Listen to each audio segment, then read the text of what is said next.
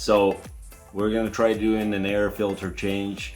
From what I've seen and what I've read, this is quite an easy way to remove the fender. It's a one-piece fender. It is a bit expensive. However, it's nice to have the whole fender wrap around the airbox. So you've got a watershed area here, and I think that would be far more superior than just having a cover with an O-ring, because we all know O-rings dry out and they always leak. So we've got a bolt over here. This is a Torx, and it is a T30 right here. Take that off. So I'm not quite happy with the Torx. I wish they would have done a hex and a Torx 2-in-1, so you have an option on the trail. You often have tools. You know, if you own KTM, Sherco, they always give you a tool pouch. So I would prefer to have a hex, but this is a Torx. You can always replace it with any of the KTM hardware. You've got 4 pins. I think there's 2 locking pins here and 2 locking pins at the back. That's the only thing that's holding that is holding this fender. The fender is pretty flexible. One way. They're all flexible one way. I don't know why this one is extra long too. Anyways, the procedure is to put your fingers under here and give it an upwards pull, and there it pops off. So as you can see, we've got these posts here. There's 4 of them, and that's what locks the fender in. Pretty cool system. The airbox is very accessible. Let's put this away. So the inside of the airbox, this is what it looks like, and we've got a bit of a mud flap here. I wouldn't remove it. This is, so pretty much anything past it going this way is exposed. We kind of looked at it earlier. You can see the shock from here. So you could probably get away with it, but all of your breathing, all of your air intake is coming in through here. So this is just good to keep the particles out. Turn it counterclockwise, it'll little tab, and the flap comes out. I have to wiggle it a little bit, but what it looks like, this is what that tab looks like. Put it off to the side, and essentially that is our air filter right here, which is also located on the same style tab that the fender is located. And it's just an upwards motion. This piece comes up, put that this way, and essentially that is the air filter. Careful not to drop any, and there it goes. Very easy.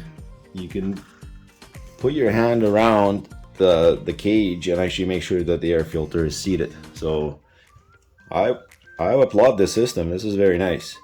We're gonna give this a wash, we'll dry it out, and then we'll install it back and see how the installation goes. See if I can sneak through the house without the wife killing me.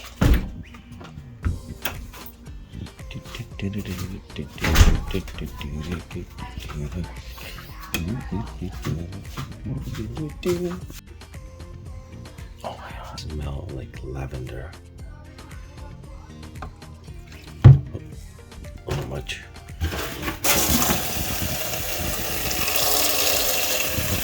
You know, some of you, I know you're gonna comment about your million ways of cleaning these air filters.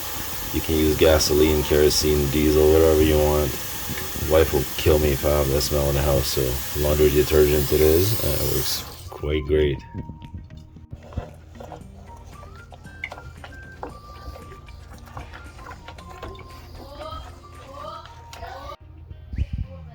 Works pretty good. We'll give it a rinse, another round of soap, and we're gonna dry it out.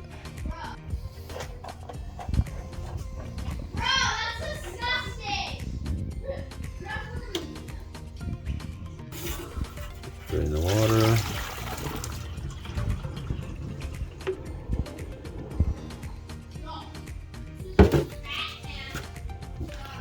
Looks pretty good, eh? A little bit more soap. Soap bay. A little bit of water. This is almost as exciting as my chain cleaning video, eh? Pretty much you're gonna wash this thing until the water runs clear. So for example, if you would have used gasoline to wash this thing, you're still gonna have to use the laundry detergent in the end to clean it off. And this way, this is lavender, smells great. I'm gonna put it on the boot dryer. It's gonna be dry in 15-20 minutes, and it's gonna be ready to go on the bike. This thing is really good.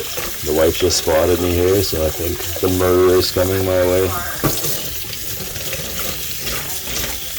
So we're gonna wring it out, make sure there's no more soap, and then we're gonna put it on the boot dryer and have it back in 20 minutes. Alright, just like that, the filter is clean and dry. 20 minutes in the boot dryer with the heat. We're gonna spray it with some oil and install it back in. You can see the cavity here. We're gonna give it a wipe around the flange, make sure everything is good and is well seated. Looks like very easy to install. The clip slides in to that slot, and then you've got a bracket that clips on top with a pin holder. So we've got our oiled filter. Make sure you oil the back really well, because essentially that's your seal. Let's see how this one goes. Insert it in, line up the filter post with the groove. That's it. And then there goes your clamp. So the filter has a little bit of play up and down. You can rotate a little bit, but it is sitting oval to oval shape, and I can feel around with my fingers that it's seated all the way, which is a really good feature to have. And then we've got our mud flap here. Put that back in, we can give it a little twist. Seats in, and that clipped in. It's fairly loose, so that's on as well. So we've got our fender. Just give it a tap. Oh, there is a pocket here in the back, and this is where the tab is going to go into. Everything pretty much lines up. I'll give it a tap.